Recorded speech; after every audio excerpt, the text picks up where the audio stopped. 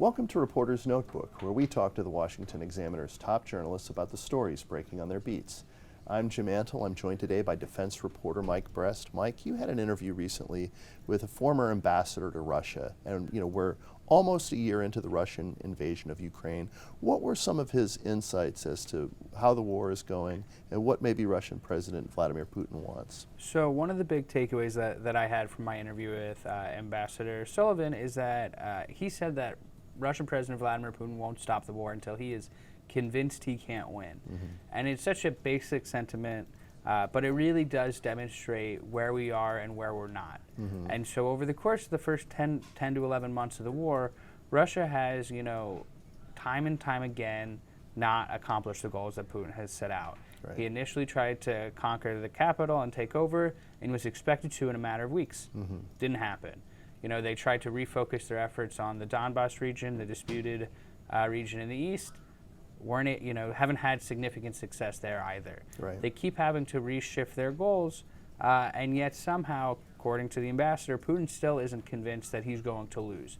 He thinks with time, the support that Ukraine is receiving from the West and from NATO will dissolve under pressure, under the significant, stress of just the sheer magnitude of all the aid they're providing to Ukraine. And so one of the big takeaways, again, from Ambassador Sullivan is that he doesn't believe that Putin has reached the conclusion that this is, a definitive loss at this point. Mm-hmm. So, there's the possibility that even if they don't ever topple Kyiv and they don't ever overthrow Zelensky, they will leave the war with more Ukrainian territory than they entered it. Right now, yeah. And so part of it is earlier last year in the fall, we saw Russia annex Ukrainian territory that they, loosely held at the time, loosely occupied. Now they don't occupy or control much of that territory anymore, but they still claim that it's Russian territory and that the referendums that the West widely denounced as, fake and fraudulent are true. Mm-hmm. And so there is that possibility. There's also Crimea, which Russia has occupied for 8 years now. And if you speak to the Ukrainians, they're not willing to give in until they get all of that territory back. Right. Well, with all that being said, we're now at a point where Russia is having sort of to dispute whether they're even able to take certain small towns, that they're really relying pretty heavily on mercenary groups to do the fighting for them. What's the current state of play in Ukraine? So most of the fighting right now is contained to a tiny city near Bakhmut, which has been a primary source of fighting throughout the last couple months, to Soledar. And so this is a tiny city, and we've seen Russia, specifically the Wagner Group, who has done a lot of the fighting in this region, claim victory. They claim that they hold this town, that they occupy it, and it's a small town. It's not an overwhelming victory for them. And yet we're still seeing Ukrainian officials say that's not the case, that there's still fighting going on. And we've heard from U.S. officials say, while they don't have, significant visibility in the area, they still believe that the town is disputed.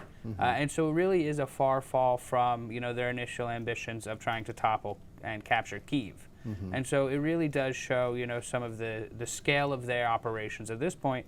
And so we've also heard from the Wagner, not from the Wagner Group, but from U.S. officials at the Wagner Group, is getting a lot of their force from Russian prisons. And they've been, given some sort of a deal that once they serve, if they can, serve in the army and they survive, they will get their freedom. So closer to home, there's been a major change to how the U.S. Armed Forces are dealing with one particular aspect of COVID-19. Talk a little bit about that. So back in August of 2021, Secretary Austin announced a COVID vaccine mandate, and so. Based on the letter of the mandate, you had to receive, the 2-shot Moderna or Pfizer shot or vaccine, or you could do the 1-shot Johnson & Johnson. Right. And there was no requirement for a booster or anything, but you had to get that initial dose. And so in this past year, in the 2023 NDAA, Congress passed, they said that, they wanted to overturn the policy. So earlier this week, Secretary Austin rescinded the policy officially. Over the year or so that it had been enacted, the armed forces in totality separated roughly 8,400 service members. That number sounds like a lot, but it does represent somewhere between 2 to 4%. So it is, a very small percentage of the armed forces. This has been celebrated by conservatives on Capitol Hill, though they also, have demanded that they think the service members who were separated for only refusing the vaccine should be allowed back in the services, though that's not what's happening right now today. Right. The mandate being repealed did not lead to the reinstatement of anybody who is discharged as a result of not getting the vaccine. Exactly. And so we've seen some members of Congress talk about possible legislation, but nothing of the sort looks imminent. So that now the vaccine mandate repeal, that happened while Democrats still controlled Congress. Obviously, it was intended to get a lot of Republicans on board for voting for the NDAA, which they like to pass with a big bipartisan supermajority. But now Republicans control the House, and the Republican majority does seem to have some splits on defense spending, doesn't it? They do, and so as now Speaker Kevin McCarthy sort of went through the process of becoming Speaker and winning, the support of his party, he had to make significant concessions from some fringe members of his party who, were not willing to vote for him until they got, said concessions. One of the reported concessions that we've heard about is significant cuts, specifically mentioned regarding defense. And so what we've seen, and we've only heard some information here and there from various pieces of the entire puzzle, is that they could keep levels at 2022 levels, which doesn't sound like a significant change, but could be tens of billions of dollars worth of defense spending.